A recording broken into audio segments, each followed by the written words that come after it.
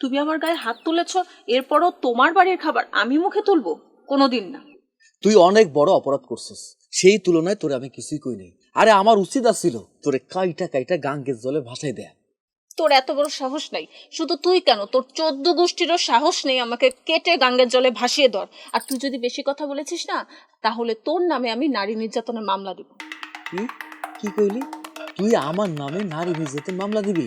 হ্যাঁ, তোর কাছে যে আমি টাকা পাই সেই টাকা দে, টাকা দে। আমার কাছে কোনো টাকা নেই, সব টাকা খরচ হয়ে গেছে। ও আচ্ছা, যখন বয়ফ্রেন্ডের লগে দেখা করতে যাস বান্ডিলে বান্ডিলে টাকা পয়সা উড়ে দিস, কেন কি কারণে তুই টাকা পয়সা খরচ করছস সেই হিসাবটা আমারে দে। আমি এত হিসাব দিতে পারবো না, বললাম তো আমার কাছে কোনো টাকা নেই। তুমি এইভাবে কথা কইও না প্লিজ। তুমি তো ভালো করে জানো আমি অনেক কষ্ট করে মাথার ঘাম পায়ে ফেলে টাকা পয়সা রোজগার করি, সেই টাকা আমি তোমারে বিশ্বাস করে ভালোবাসা দিছি। তুমি যদি এখন এই সমস্ত কথা কও তাহলে কি হয়?